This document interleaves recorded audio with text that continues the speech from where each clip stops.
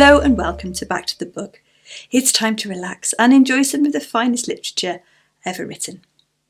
In our adventures around the world, we have reached the Pacific Ocean. So if you're sitting comfortably, then I'll begin. Chapter 22, in which Passepartout finds out that even at the Antipodes, it is convenient to have some money in one's pocket. The Carnatic, setting sail from Hong Kong at 6:30 on the 7th of November, directed her course at full steam towards Japan. She carried a large cargo and a well-filled cabin of passengers. 2 staterooms in the rear were, however, unoccupied, those which had been engaged by Phileas Fogg.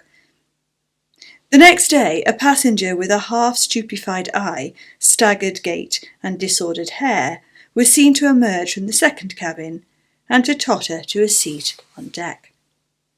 It was Passepartout, and what had happened to him was as follows. Shortly after Fix left the opium den, 2 waiters had lifted the unconscious Passepartout and had carried him to the bed reserved for the smokers. 3 hours later, pursued even in his dreams by a fixed idea, the poor fellow awoke and struggled against the stupefying influence of the narcotic. The thought of a duty unfulfilled shook off his torpor, and he hurried from the abode of drunkenness, staggering and holding himself up by keeping against the walls, falling down and creeping up again, and irresistibly impelled by a kind of instinct, he kept crying out, "The Carnatic! The Carnatic!" The steamer lay puffing alongside the quay, on the point of starting.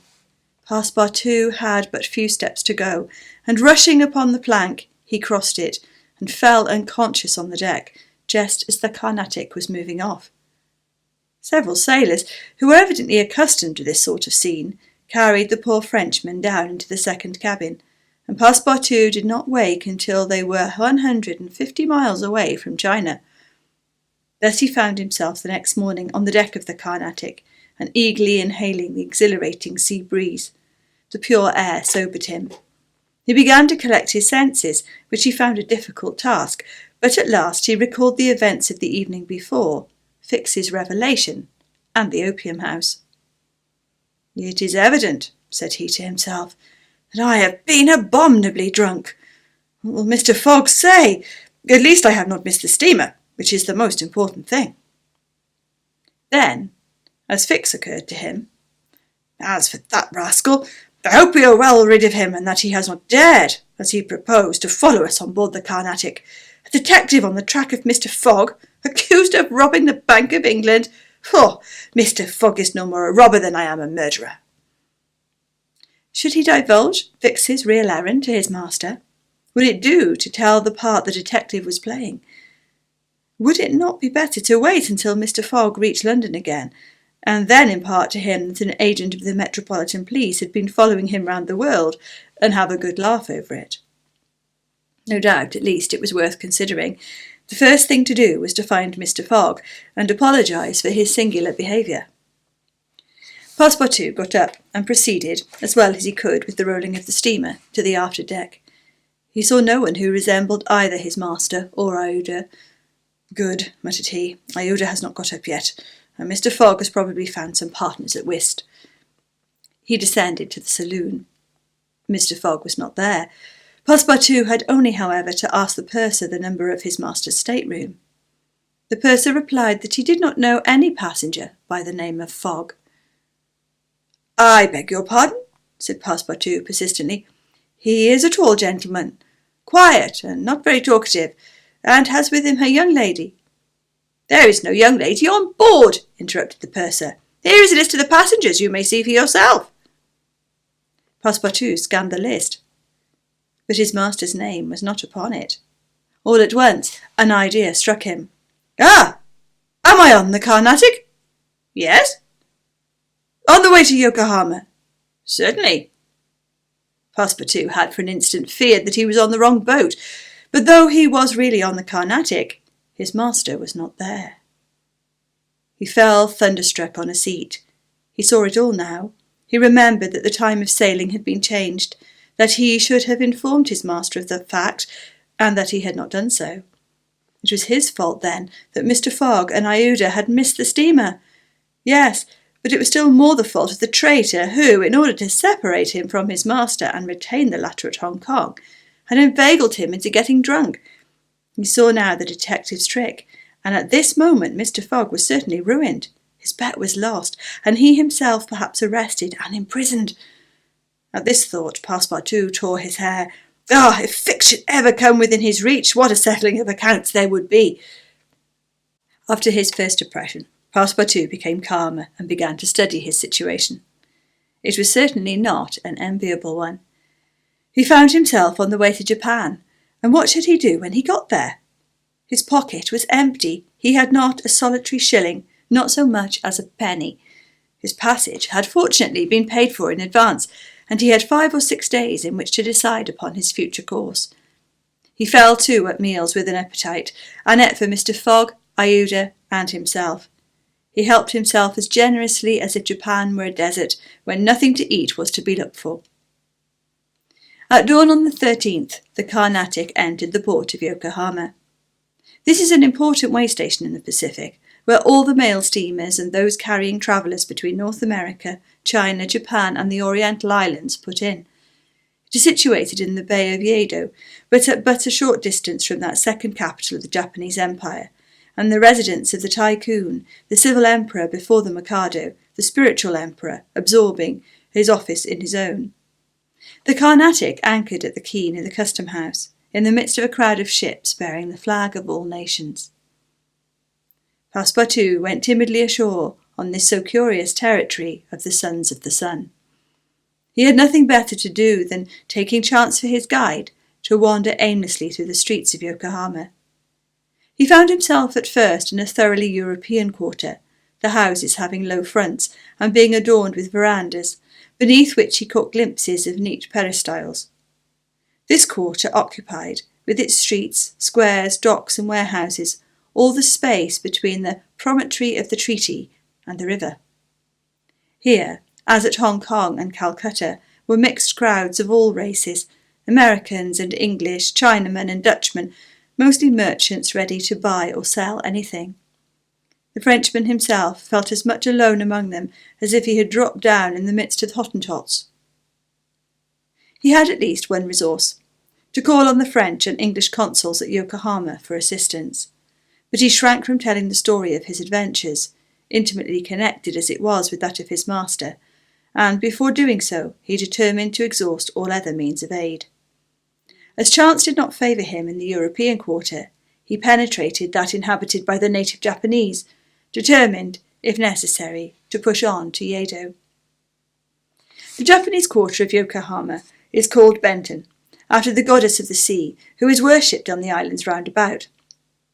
There Passepartout beheld beautiful fir and cedar groves, sacred gates of a singular architecture, bridges half hid in the midst of bamboos and reeds, temples shaded by immense cedar trees, holy retreats where were sheltered Buddhist priests and sectaries of Confucius, and interminable streets where a perfect harvest of rose-tinted and red-cheeked children who looked as if they had been cut out of Japanese screens and who were playing in the midst of short-legged poodles and yellowish cats might have been gathered. The streets were crowded with people. Priests were passing in procession, beating their dreary tambourines. Police and custom house officers with pointed hats encrusted with lac and carrying 2 sabres hung to their waists. Soldiers, clad in blue cotton with white stripes and bearing guns. The Mikado's guards, enveloped in silken doublets, hauberks and coats of mail. And numbers of military folk of all ranks. For the military profession is as much respected in Japan as it is despised in China, went hither and thither in groups and pairs.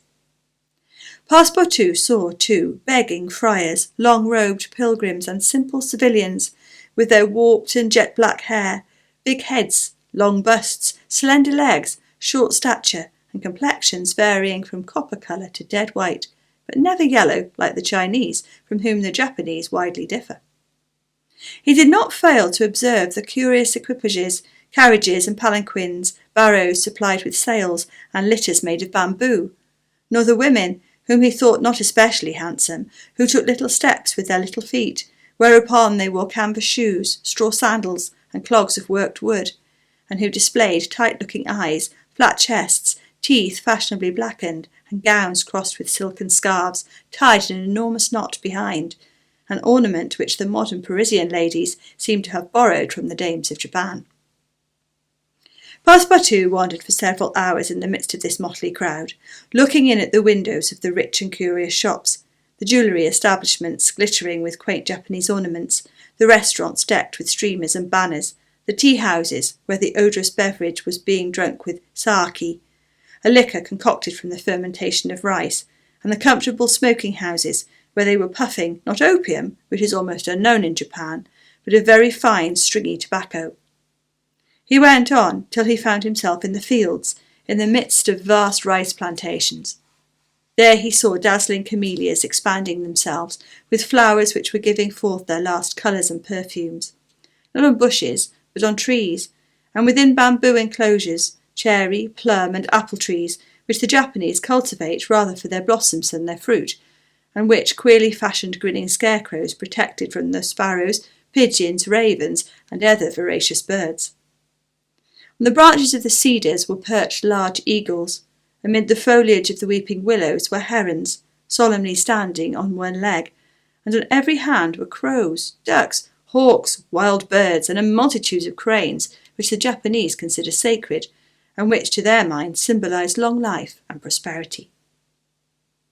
As he was strolling along, Passepartout espied some violets among the shrubs.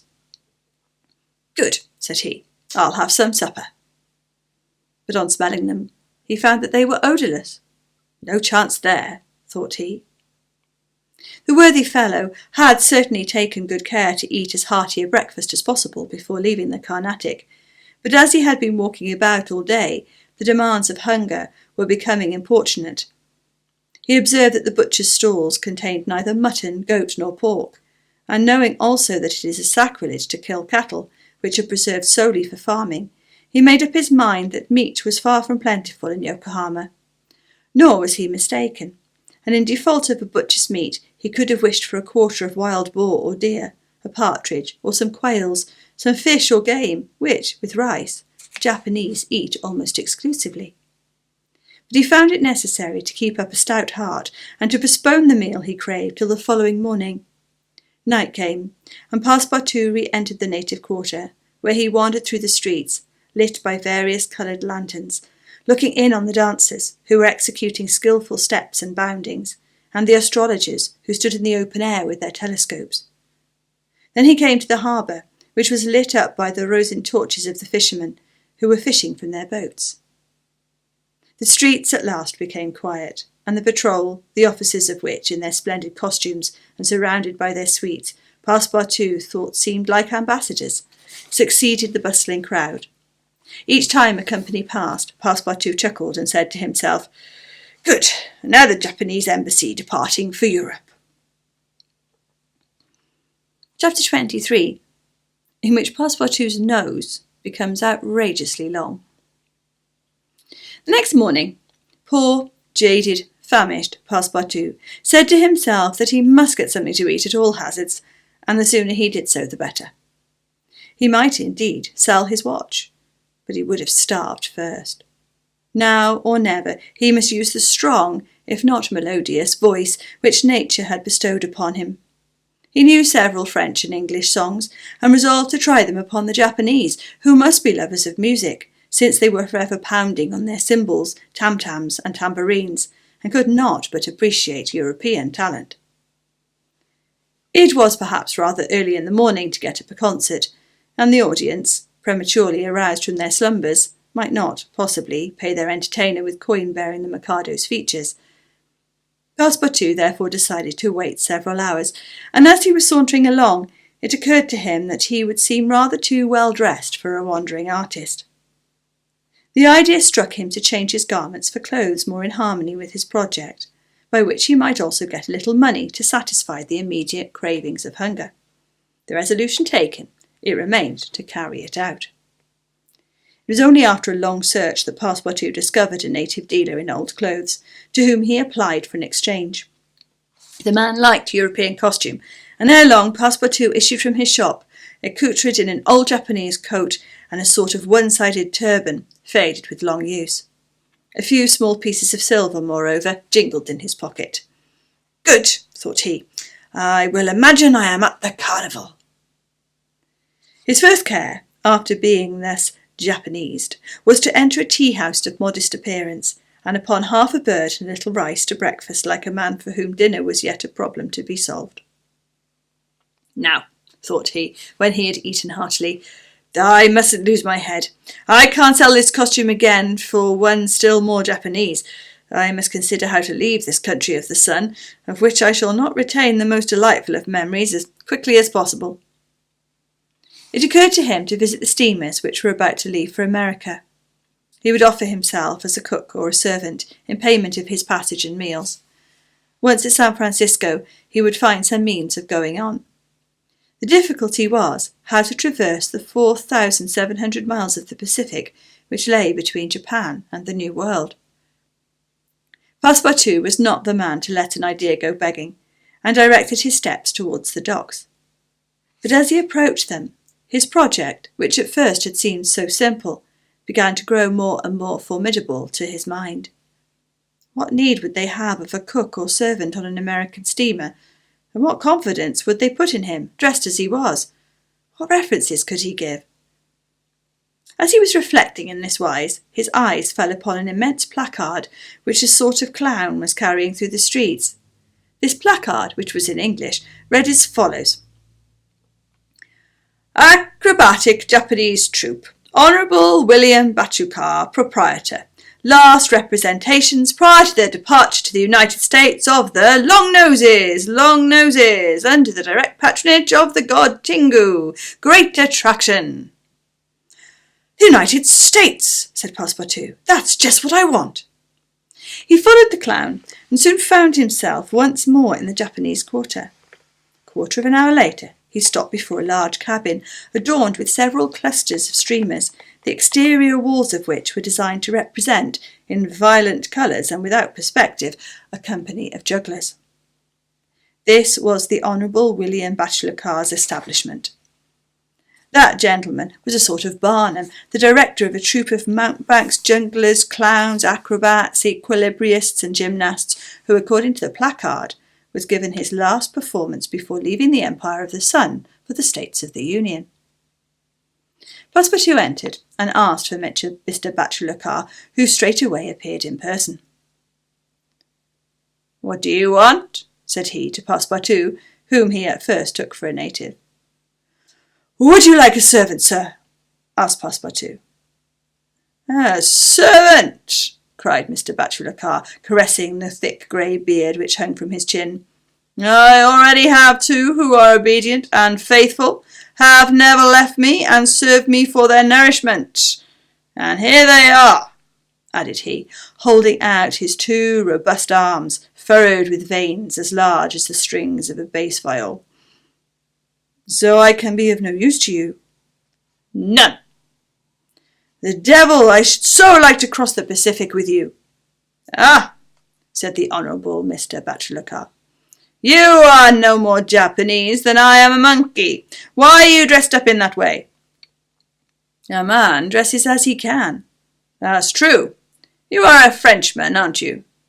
"Yes, a Parisian of Paris." "Then you ought to know how to make grimaces." "Why?" replied Passepartout, a little vexed that his nationality should cause this question.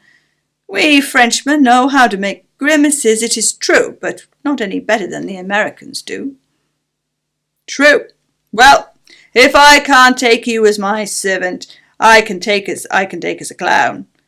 See you, my friend, in France they exhibit foreign clowns, and in foreign parts, French clowns." "Ah. You are pretty strong, eh?" "Especially after a good meal. And you sing?" "Yes," returned Passepartout, who had formerly been wont to sing in the streets. "But can you sing standing on your head, with a top spinning on your left foot and a sabre balanced on your right?" "I think so," replied Passepartout, recalling the exercises of his younger days. "Well, that's enough," said the Honourable William Bashir. The engagement was concluded there and then. Passepartout had at last found something to do. He was engaged to act in the celebrated Japanese troupe. It was not a very dignified position, but within a week he would be on his way to San Francisco.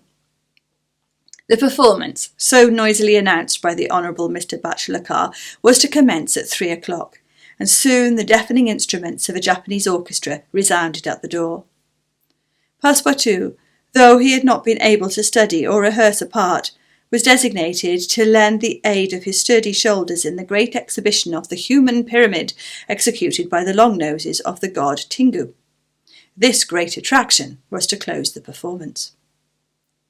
Before 3 o'clock, the large shed was invaded by the spectators, comprising Europeans and natives, Chinese and Japanese, men, women and children, who precipitated themselves upon the narrow benches and into the boxes opposite the stage.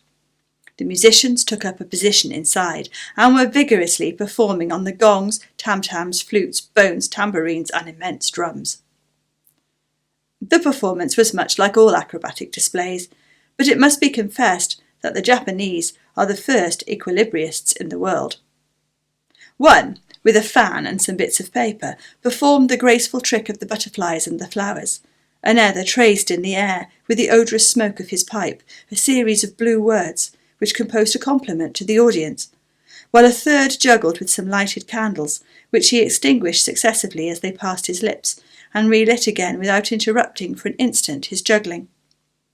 Another reproduced the most singular combinations of the spinning top. In his hands the revolving tops seemed to be animated with a life of their own in their interminable whirling. They ran over pipe stems, the edges of sabres, wires, and even hairs stretched across the stage. They turned around on the edges of large glasses, crossed bamboo ladders, dispersed into all the corners, and produced strange musical effects by the combination of their various pitches of tone. The jugglers tossed them in the air, threw them like shuttlecocks with wooden battledores, and yet they kept on spinning.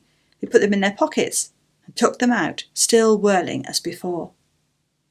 It is useless to describe the astonishing performances of the acrobats and gymnasts.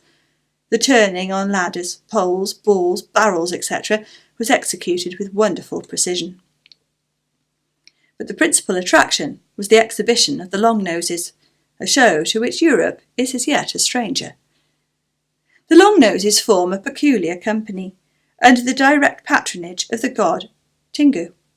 Attired after the fashion of the Middle Ages, they bore upon their shoulders a splendid pair of wings, but what especially distinguished them was the long noses which they fastened on their faces, and the uses which they made of them. These noses were made of bamboo, and were 5, 6, and even 10 feet long, some straight, others curved, some ribboned, and some having imitation warts upon them. It was upon these appendages, fixed tightly to their real noses, that they performed their gymnastic exercises.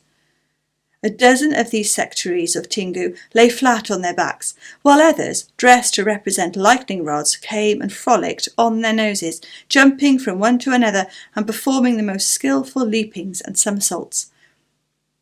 As a last scene, a human pyramid had been announced, in which 50 long noses were to represent the car of Juggernaut. But instead of forming a pyramid by mounting each other's shoulders, the artists were to group themselves on top of their noses. It happened that the performer who had hitherto formed the base of the car had quitted the troupe, and as, to fill his part, only strength and adroitness were necessary, Passepartout had been chosen to take his place.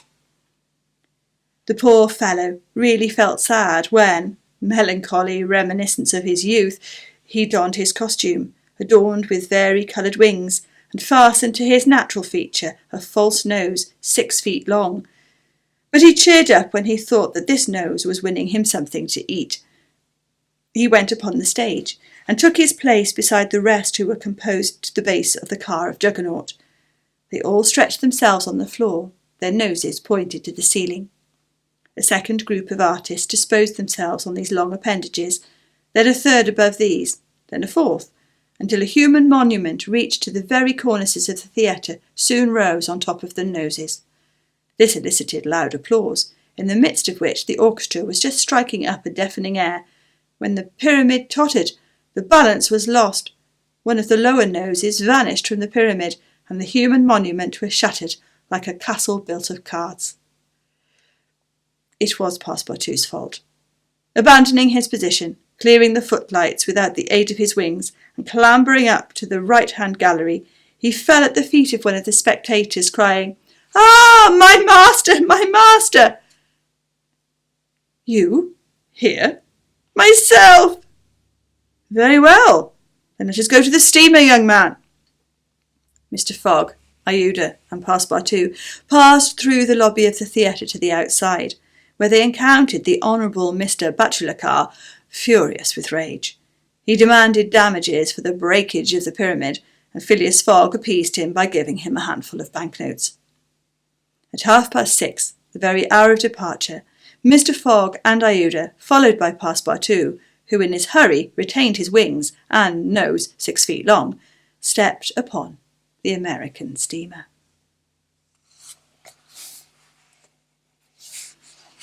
Thank you for listening. Do join me next time to find out what adventures they get up to as they cross the Pacific.